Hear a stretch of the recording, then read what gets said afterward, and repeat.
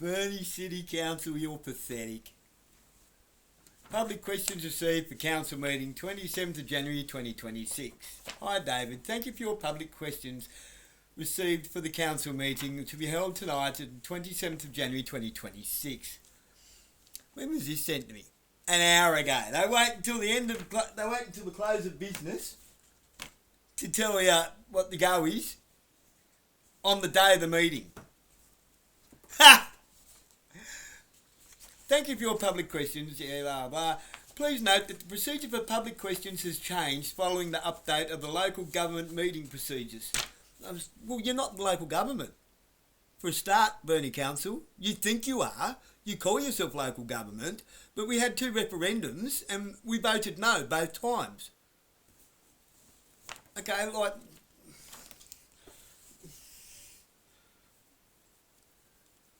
Okay, but this is a prime example on how we are not represented, we are not taken seriously on anything. Seriously. They only want to, I had 4 questions submitted, and I thought they'd have gave me 2 of the 4, because you can only have 2. That's why I submitted 4. I thought, I'll let them kick 2 out. They'd let me ask 1. So the 3 that I'm not allowed to ask, misdirected frustrations. As someone who has taken up my World War II Navy veteran grandfather's legacy to speak truth to power and always seek the truth no matter the consequences, I see nothing but absolute parallels of political I see nothing but absolute parallels of political capitulation and legislature to what led to the brown shirts of 1939 Poland. Promissory affirmations to the state instead of honourable oaths of office to the people who pay the taxes. It has been admitted to me in person by Councillor Simpson that Burnie is being transformed into a 15-minute digital smart city. They don't want it said, do they? They don't want it said, they don't want to admit it. It was admitted to me in person, and if you even dare say that you didn't say that, Giovanna, I'm going to call you a liar to your face. Our tax rate, rent-payer-funded public services have been all privatised, and we have police harassing the good people of this town, trespassing on our unalienable rights to go about our life and travel unhindered and unmolested without due process of reasonable grounds of suspicion. For example, metal detecting fairy wands based on the atrocities of Victoria that the government invited into this country, which is bound to do damage to the Burnie retail sector. I'm sticking up for all you shop owners, because people don't want to be bothered with cops running around with their fucking fairy wands harassing people for no good reason. How many stabbings have you known there to be in Tasmania lately? How many in Burnie? Get real. We have a revolving door of plea deals between prosecutors and solicitors, obfuscating authority and perverting the course of justice. The state is becoming completely digitised, tracked and traced into a digital version of the Berlin Wall. Since nobody has any avenue of recourse, and we've been over this many times before, which I've been over it many times before, and it's a never-ending roundabout, who do we direct our frustrations to? I've been over it with the council, with the police, with the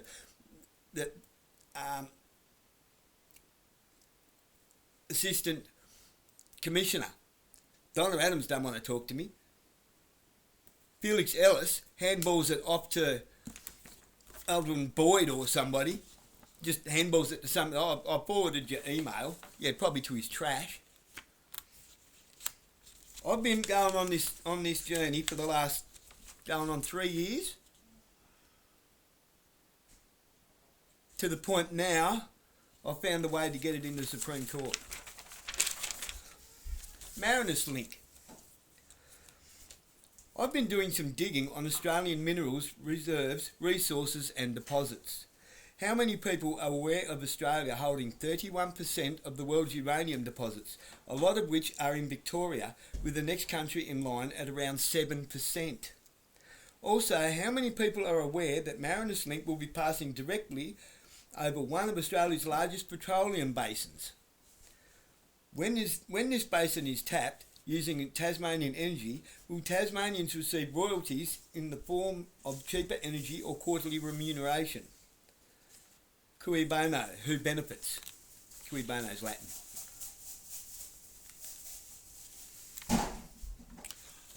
Privatised rate rent taxpayer funded public services. This is about the garbage bins. I don't know if the council is aware of the consequences of privatisation of Commonwealth infrastructure to the average punter.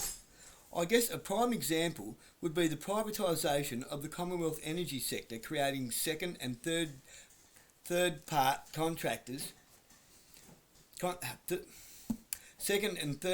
contractor costs invoiced to the consumer on top of our consumption costings to the household income. What concerns us houseowners is not only the inevitable increase to rental costs passed on to us to cover the Commonwealth-owned, privately administrated housing choices,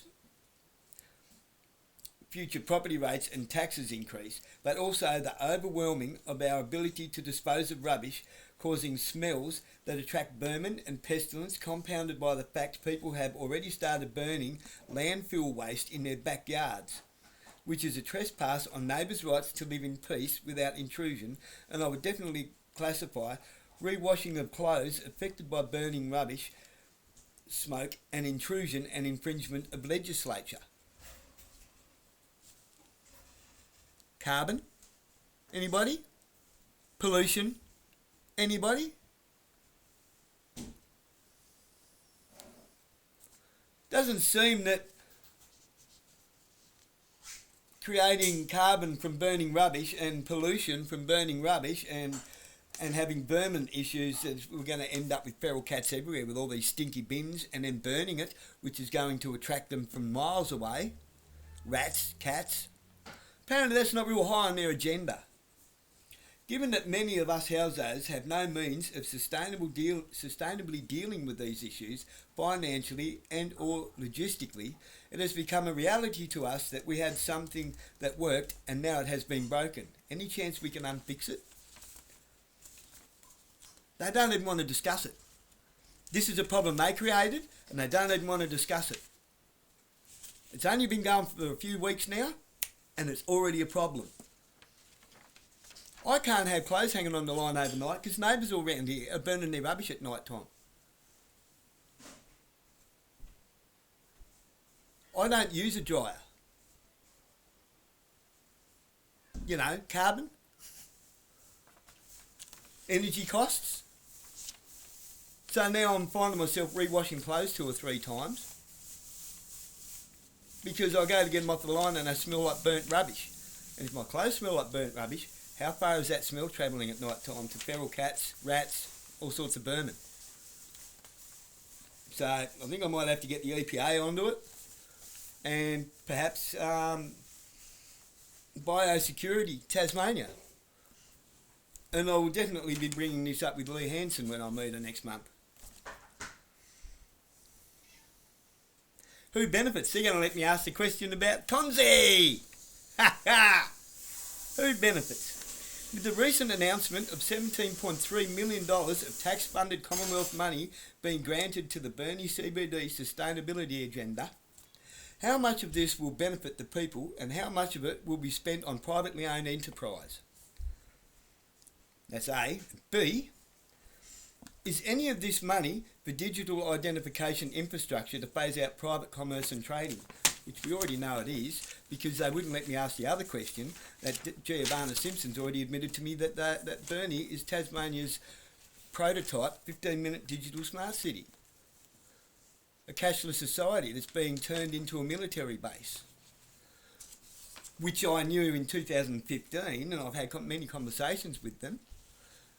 Hello? Where's the showgrounds now? What's been built in Wivenhoe by Elphingston's? Where are the army barracks? Hello, McFly, do the math. I've seen the map. I've seen the map of Wivenhoe as a All of Ivanhoe is a military complex. I've seen it with my own eyes. There's another video, you'll go back and you'll see it. And it was a real estate agent that showed me the map.